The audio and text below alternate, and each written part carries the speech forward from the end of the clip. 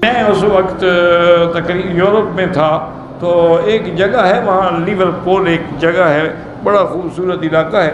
तो हम दोस्त जा रहे थे, तो मेरी गाड़ी जो चलाते हैं ना वो हाजी मूसा पटेल, अल्लाह उनको खुश रखे, बड़ा ही अल्लाह वाला और नेक आदमी है। वो सिर्फ मेरे लिए बेचारा फिर छुट्टियाँ कर लेता है अपनी नौकरी से, और हमें उसके साथ फ़ायदा ये है कि वो अल्लाह वाला बंदा है और लंदन का गोया के गिरदावर लगा हुआ है, एक एक इंच को जानता है, क्योंकि पहले वो ट्रक चलाता था, कंपनी के माल सप्लाई करता था। तो फिर वो हमें कहता है जी हम इंशाअल्लाह ये नमाज फलां मस्जिद में पढ़ेंगे।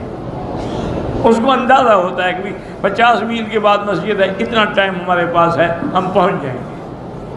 तो उसने मुझे बतलाया एक जगह कि हजरत ये वो जगह है,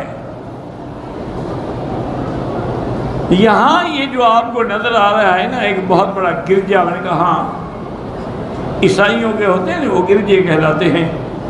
तो कभी कभी मैं तकरीर में बड़े आराम से कहता था गिरजा, उनको समझ तो नहीं आती थी, लेकिन बहुत बाद में फिर उनको समझ आई कि मौलवी साहब क्या कह रहे हैं, यानी गिरजा बस। तो अब उसने कहा जी कि यहाँ पर तबलीगी जमात के कुछ 4 बंदे आए, वहाँ इतनी सर्दी है नऊज़ बिल्लाह के नुक्ता इन जमात से भी नीचे, सिफर से भी नीचे। अब वो मस्जिद ढूंढ रहे, मस्जिद कहाँ मिले भाई उन इलाकों में। उनने देखा कि ये भी कोई गिरजा है, उन्होंने कहा कुछ वो है तो उनका इबादत खाना ना। वो गए, दरवाज़ा खटखटाया, अंदर से पादरी साहब उनके जो थे वो निकल आए। उन्होंने कहा क्या बात, देखा दाढ़ी वाले हैं, बैग कंधों पे रखे हुए हैं, क्या बात है। उन्होंने कहा जी हम मेहमान हैं, मुसाफिर हैं, और यहाँ कोई हमें मस्जिद नहीं मिली ठहरने के लिए, अगर आप मेहरबानी करके हमें अपने इस गिरजे में ठहरने की इजाज़त दे दें, चलो वरना बाहर तो हम मर जाएंगे सर्दी में। वो समझ गया कि ये कौन है, क्योंकि वो उनका मौलवी था ना, पादरी था ना उनका।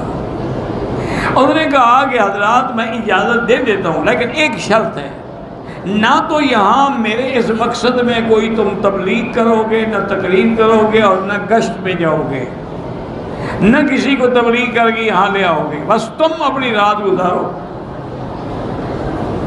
और फिर आराम से सुबह को नाश्ता करने के बाद यहाँ से तशरीफ़ ले जाएं। और ये सारा किचन है, इसमें हर चीज़ मौजूद है, हर चीज़ जो मर्जी है पकाओ खाओ, इसकी भी तुम्हें इजाज़त है।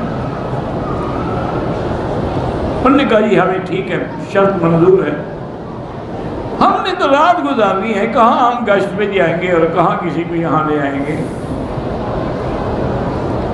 बहरहाल उन्होंने खाना वाना बनाया, खाया, नमाज़ें पढ़ी, फिर रात को तहज्जुद के लिए उठे। तो उनका जो अमीर था ना जी, तो उसने अपने साथियों से कहा कि मेरे भाई देखो, इस पादरी ने, चाहे ये कोई भी है, ये ईसाई है या काफिर है, इसके दिल में अल्लाह ने रहम डाला, इसने हमारे लिए अपने मरकज़ का दरवाज़ा खोल दिया, हम मेहमान खाना खोल दिया, हमारे सोने के लिए बिस्तर, बेड, खाने मुहैया किए हैं।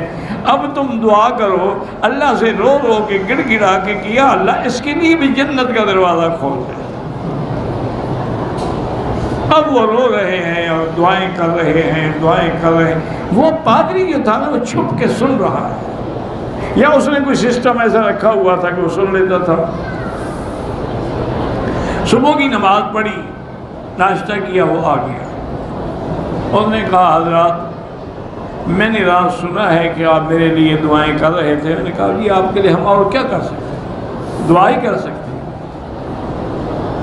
और उसने कहा अच्छा बात सुनो, मुझे कलमा पढ़ा दो।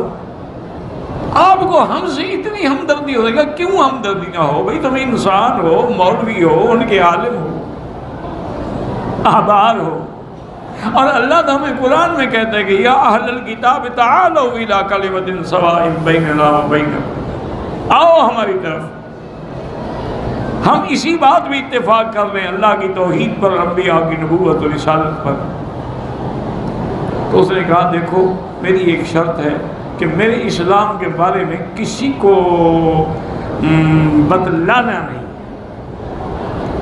ने कहा इतनी जल्दी तुम्हें असर कैसे हुआ? उसने कहा मैं सो रहा था, मैंने ख्वाब में हजूर पाक की गया और हजूर पाक ने फरमाया यार इन बंदों को देखकर भी तुम्हें दीन इस्लाम समझ नहीं आया, तो बस मेरे लिए इससे बड़ी हिदायत का रास्ता क्या हो सकता है? आप मेरी बात किसी को न बतलाएं, लेकिन मैं इंशाअल्लाह सिर्फ खुद मुसलमान नहीं इस्लाम के लिए काम करूँगा। उन्होंने कहा जी उस बंदे ने इतनी मेहनत की कि अपने पूरे हलके को कलमा पढ़ा दिया और आज उनके इसी मरकज से लाखों पाउंड जो है हमारे मदरसों को और दीनी इदारों को चंदा जाता है। अब उसने ऐलान कर दिया है खुल के, जब उसके सारे नवाजी ठीक हो गए फिर उसको किसी का क्या डर था?